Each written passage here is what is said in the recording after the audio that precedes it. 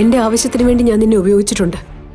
അതിനുശേഷം ഒരു കരുണയില്ലാതെ ഞാൻ ആട്ടി ഓടിച്ചിട്ടുണ്ട്. അത് കഴിഞ്ഞിട്ടും എൻ്റെ മകളുടെ ജീവിതം നിലനിർത്താനായിട്ട് എനിക്ക് നിന്നെ ആവശ്യമായിരുന്നു. അപേക്ഷിച്ചും ഭീഷണിപ്പെടുത്തിയൊക്കെ ഞാൻ പിന്നെ നിന്നെ കൊണ്ട് ഓരോന്ന് ചെയ്യിപ്പിച്ചു. ഇതിപ്പോ ഭീഷണിയൊന്നുമല്ല, ഒരു അപേക്ഷയാണ്.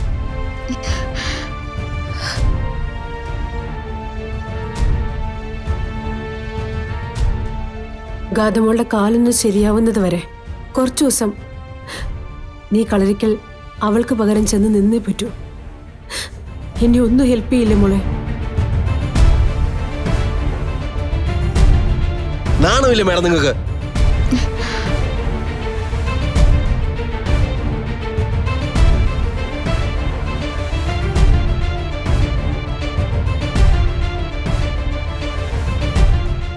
നിങ്ങളുടെ ഒക്കെ തൊലിക്കെട്ടി സമ്മതിക്കണം. കൃഷ്ണയുടെ മുമ്പിൽ ഇതും പറഞ്ഞു വരാൻ നിങ്ങൾക്ക് എങ്ങനെ തോന്നുന്നു? ആരെ ഓർത്ത് അവൾ വരേണ്ടത്? അവള് നിങ്ങളുടെ സ്വന്തം മകളാണെന്ന് പറഞ്ഞ് തള്ളിക്കളഞ്ഞ നിങ്ങളെ ഓർത്തിട്ടോ? അതോ ഇവളെ കൊല്ലാൻ വന്ന നിങ്ങളുടെ മകളെ ഓർത്തിട്ടോ? ഗോപാലമ്മ, നീ ഒന്നും മിണ്ടാതിരിക്കോച്ചേ. നീ ഇപ്പൊ ഇവരുടെ ചെലവിലല്ലോ ജീവിക്കുന്നേ. കുറച്ച് കാശ് കൊണ്ട് വാങ്ങിച്ചിട്ടുണ്ട്, അതിനുള്ള പണിയെടുത്ത് കൊടുത്തിട്ടുണ്ട്. അതല്ല, ആ തന്ന കാശ് തന്നെ വേണമെങ്കിൽ ഇനിയിപ്പോ അതും അതിന്റെ 1000 ഇരട്ടി തിരിച്ചു കൊടുക്കാനുള്ള കഴിവുമുണ്ട്.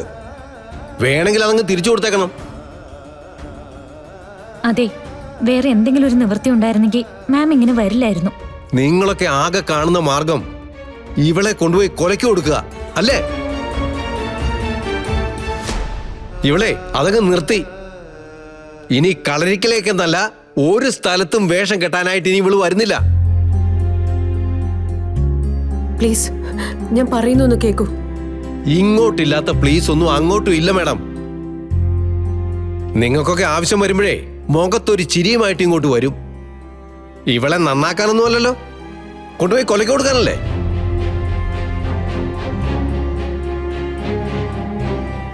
അമ്മ പകല് സഹായം തേടി വരും, മോള് രാത്രി കൊല്ലാനുള്ള ആളുകളെ കൊണ്ടുവരും. വലിയ വലിയ കാശുകാരുടെ രീതിയൊന്നും ഞങ്ങൾക്ക് പറ്റില്ല.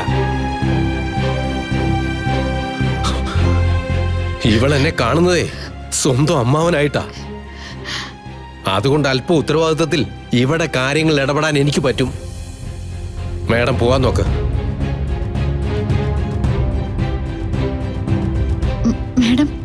കൃഷ്ണേ, നീ മിണ്ടാതിരിക്കുന്നുണ്ടോ ഇവിടെ?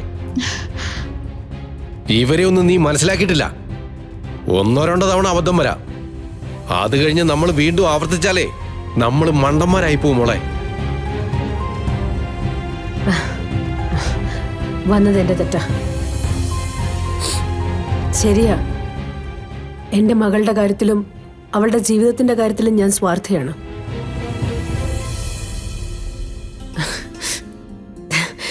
ഇപ്പൊ വന്നതും അതേ ഉദ്ദേശത്തോടു കൂടി തന്നെയാണ്. നിങ്ങൾ പറഞ്ഞതിൽ ഒരു തെറ്റുമില്ല കേട്ടോ. എനിക്കൊരു മറുപടിയില്ല. ഞാൻ ഇറങ്ങുന്നു. വരട്ടെ മോളെ.